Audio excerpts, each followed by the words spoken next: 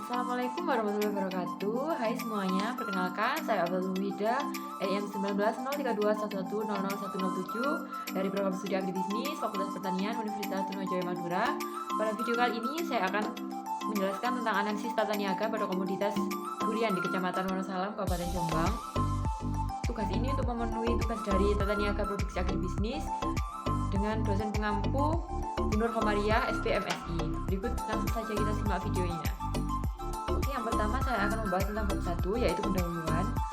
Yang pertama, latar belakang. Wonosalam daerah dikenal sebagai daerah penghasil durian terbesar di Jawa Timur. Durian meskipun dikenal sebagai buah unggulan, tetapi keuntungan di petani relatif kecil. Salah satu penyebab rendahnya harga durian di petani yaitu rentang jarak dan banyaknya pelaku atau lembaga pasar yang terlibat dengan sistem pemasaran. Dampak selanjutnya yaitu membuat harga durian di tingkat konsumen di pasar jauh lebih tinggi daripada harga yang diterima petani. Penerimaan harga yang rendah pada tingkat petani dan proporsi bagian margin pemasaran yang tinggi di antara pelaku pasar menyebabkan pemasaran komoditas durian menjadi tidak efisien.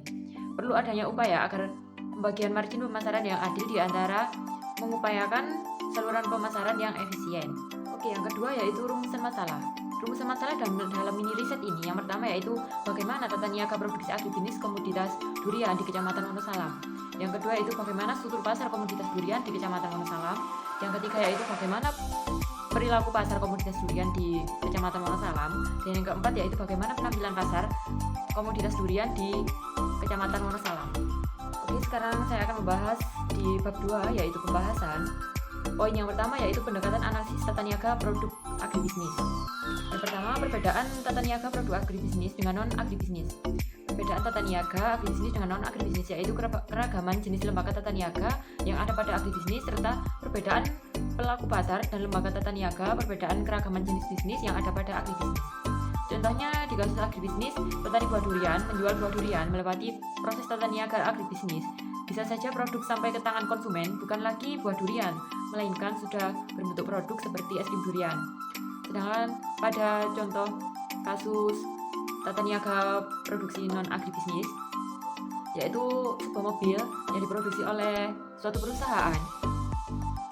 Ketika mobil itu sampai ke tangan konsumen, mobil itu akan tetap menjadi mobil, tidak akan menjadi produk yang lain. Selanjutnya saya akan membahas tentang pendekatan commodity approach, institutional approach, dan functional approach. Sebelum membahas analisis pendekatan komoditas, pendekatan lembaga, dan pendekatan fungsi, pada kali ini responden yang saya ambil yaitu 4 responden. Yang pertama yaitu ada pengepul, yang kedua yaitu ada pengecer, dan yang ketiga ada pengecer, dan yang keempat ada konsumen.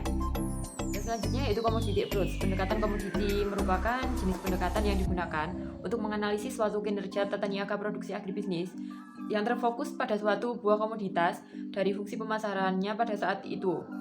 Komoditas durian merupakan suatu komoditas unggulan yang ada di daerah Wonosalam.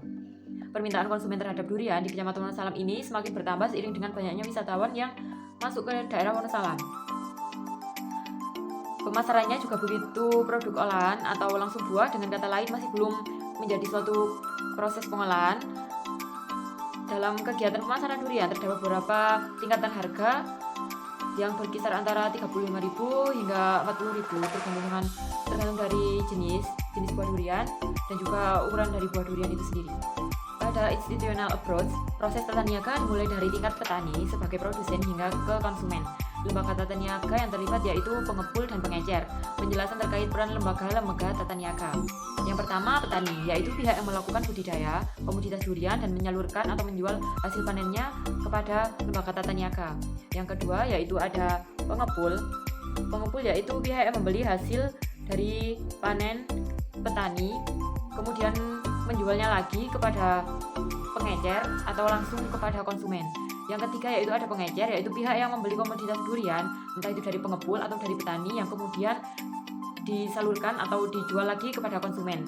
Dan yang keempat yaitu ada konsumen, yaitu pihak yang membeli komoditas durian untuk memenuhi kebutuhan konsumsinya. Oke, sekarang kita lanjut pada functional approach, yaitu petani melakukan fungsi tata niaga, yaitu fungsi pertukaran yang merupakan proses penjualan komoditas durian, dan fungsi fisik berupa aktivitas pengangkutan petani yang agak jarang dilakukan. Pengepul melakukan fungsi pertukaran, yaitu aktivitas pembelian dan penjualan, dan fungsi fisik berupa kegiatan pengangkutan, serta fungsi fasilitas berupa aktivitas penanggulangan resiko, pembiayaan, serta informasi pasar. Pengecer melakukan fungsi pertukaran, yaitu aktivitas pembelian dan penjualan, serta fungsi fasilitas, yaitu aktivitas penanggulangan resiko, pembiayaan, dan informasi pasar, serta sortir atau grading. Dan konsumen melakukan fungsi pertukaran, yaitu aktivitas pembelian atau dari fungsi fisik, yaitu aktivitas pengangkutan atau sorting dan grading. Poin yang kedua yaitu analisis struktur pasar. Pada mini riset yang saya buat ini, analisis struktur pasar yang saya gunakan menggunakan analisis market share dan IIH. Pada analisis market share seperti yang terlihat pada tabel, berdasarkan hasil data perhitungan market share di tabel, dalam disimpulkan bahwa struktur pasar terbentuk dari tata niaga komoditas durian di Kecamatan Wonosalam, Kabupaten Jombang adalah pasar oligopoli ketat, yaitu lembaga memiliki 60 sampai dengan 80% dari pangsa pasar. Kemudian yang kedua yaitu perhitungan dengan IIH, yaitu seperti yang sudah tertera ini.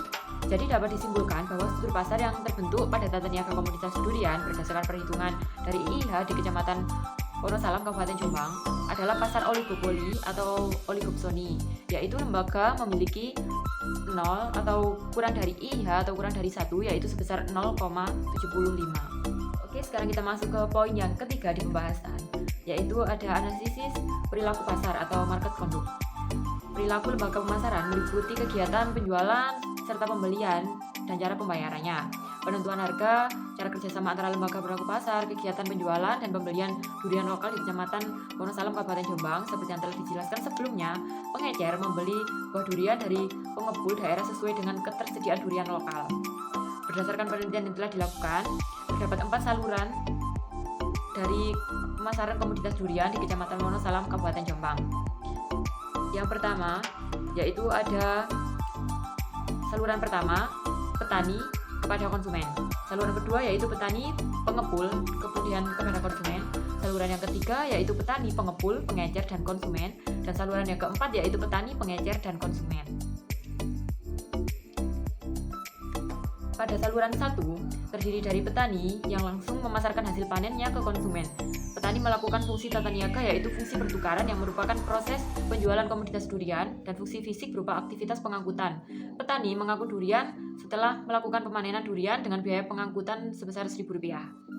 Pada saluran 2 terdapat dari petani, pengepul, dan konsumen. Petani tidak langsung menjual duriannya kepada konsumen, tetapi melalui pengepul terlebih dahulu baru ke konsumen. Petani melakukan fungsi tata niaga, yaitu fungsi pertukaran dan proses penjualan komoditas durian, dan fungsi fisik berupa aktivitas pengangkutan. Pengangkutan petani setelah melakukan pemanenan durian dengan biaya pengangkutan yaitu sebesar Rp2.000. Sedangkan pengepul melakukan fungsi pertukaran pada lembaga saluran pemasaran kedua, yaitu pengepul melakukan fungsi pertukaran yaitu aktivitas pembelian dan penjualan, dan fungsi fisik yaitu berupa pengangkutan, serta fungsi fasilitas berupa aktivitas penanggulangan resiko, pembiayaan, penyimpanan, dan pengepul mengangkut durian dari petani setelah pembelian dari petani itu tadi dengan biaya angkut sebesar Rp2.000. Pada saluran yang ketiga yaitu terdiri dari petani, pengepul, pengecer, dan konsumen. Pada saluran ketiga, petani tidak langsung menjual hasil panennya ke konsumen. Terlebih dahulu, petani menyerahkannya kepada pengepul, dan pengepul kepada pengecer, lalu pengecer kepada konsumen. Petani melakukan fungsi tata niaga yaitu pertukaran dan penjualan komoditas durian, dan fungsi fisik yaitu berupa aktivitas pengangkutan. Petani mengangkut durian setelah melakukan panen durian dengan pembiayaan pengangkutan sebesar Rp2.000. Pengepul melakukan fungsi pertukaran yaitu aktivitas pembelian dan penjualan, serta fungsi fisik berupa kegiatan pengangkutan, serta fungsi fasilitas berupa aktivitas penanggulangan resiko, pembiayaan, penyimpanan, serta sorting atau grading yang sebesar Rp5.000, di mana pengepul mengangkut durian ke pembeli setelah pembelian dari petani yaitu dengan biaya sebesar Rp2.000. Pengecer melakukan fungsi pertukaran yaitu aktivitas pembelian dan penjualan, fungsi fisik yaitu aktivitas pengangkutan biaya sebesar Rp500, serta fungsi fasilitas yaitu aktivitas penanggulangan resiko, pembiayaan tali rafia untuk konsumen karena sebagai pengecer, dan informasi pasar sebesar Rp1.000. Pada saluran keempat terdiri dari petani, pengecer, dan konsumen. Dalam saluran keempat, petani tidak langsung menjualnya ke konsumen, tentu saja melewati pengecer terlebih dahulu baru sampai ke tangan konsumen. Petani melakukan fungsi tata niaga, yaitu fungsi pertukaran dan merupakan proses penjualan komoditas durian, dan fungsi fisik berupa aktivitas pengangkutan. Petani mengangkut durian setelah melakukan pemanenan durian dengan biaya pengangkutan sebesar 2.500. Biaya pengangkutan ke pengecer lebih mahal karena pendistribusiannya ke beberapa pengecer yang letaknya itu lumayan jauh dan berbeda-beda. Pengecer melakukan fungsi pertukaran, yaitu aktivitas pembelian, penjualan, fungsi fisik yaitu aktivitas pengangkutan dengan biaya Rp500, serta fungsi fasilitas yaitu aktivitas penanggulangan resiko pembiayaan tali rafia untuk konsumen dan informasi pasar sebesar Rp1.000. Sistem penentuan harga durian dari petani ke pengepul, pengepul ke pengecer, pengecer ke konsumen dilakukan dengan tawar-menawar, namun pengepul mendominasi penentuan harga. Sistem pembayaran yang dilakukan pengepul kepada pemasok secara tunai atau langsung di muka, dengan terkadang bisa memberikan kredit atau pembayaran di kemudian hari. Jika pengepul tersebut sudah mengenal pengecer itu atau sudah menjadi langganan dari lama, maka pengepul itu akan mempercayai barangnya untuk dibawa oleh pengecer. Demikian halnya dengan pembayaran dari konsumen ke pengecer dilakukan secara langsung karena kebanyakan konsumen dari luar daerah yang sedang berwisata di Kecamatan Wonosalam. Sekarang kita sudah ke poin yang keempat dari bab 2, yaitu pembahasan. Di sini poin keempat adalah analisis penampilan pasar atau market performance. Margin pemasaran menunjukkan perbedaan harga yang diterima oleh produsen dengan yang dibayarkan oleh konsumen akhir. Margin pemasaran adalah indikator dalam menentukan efisiensi pemasaran. Semakin tinggi proporsi yang diterima oleh produsen, maka semakin efisien sistem pemasaran tersebut. Ini merupakan tabel perhitungannya. Berdasarkan hasil dari perhitungan tabel ini, distribusi margin pemasaran, lembaga pemasaran yang memperoleh keuntungan tertinggi yaitu pengecer sebesar 97%, diikuti dengan pengepul yaitu 90%. Pengecer dan pedagang pengepul mengeluarkan biaya yang lebih rendah, menjualnya dengan harga yang lebih tinggi sehingga menguntungkan. Yang diperoleh juga tinggi juga. Hal ini sejalan dengan hasil dari penelitian yang telah dilakukan sebelumnya. Farmer Share menunjukkan bahwa petani memperoleh sebagian dari sebesar 50%. Rendahnya share harga yang diterima oleh petani ini disebabkan karena harga yang ditentukan oleh pedagang perantara. Dalam hal ini, pedagang pengepul dan pengecer cenderung mempunyai kekuatan atau posisi tawar-menawar yang kuat, sehingga petani di sini posisi tawar-menawarnya menjadi lemah. Hasil dari penelitian ini menunjukkan bahwa saluran 1 merupakan saluran pemasaran yang paling efisien karena biaya pemasaran yang harus ditanggung oleh konsumen paling kecil dibandingkan dengan saluran pemasaran yang lain, yaitu sebesar 1%. Karena dengan kata lain, sebesar Rp100 nilai yang dibayarkan konsumen untuk membeli durian hanya dengan 1% merupakan biaya pemasarannya. Oke, kita sudah mencapai ke bab yang terakhir, yaitu bab ketiga atau bab penutup. Di sini yang pertama ada kesimpulan. Hasil dari penelitian pada mini riset yang telah saya lakukan di Kecamatan Wonosalam, Kabupaten Jombang, dapat diketahui bahwa pemasaran komoditas durian melibatkan 4 dari lembaga pemasaran, yaitu petani, pengepul, pengecer, dan konsumen.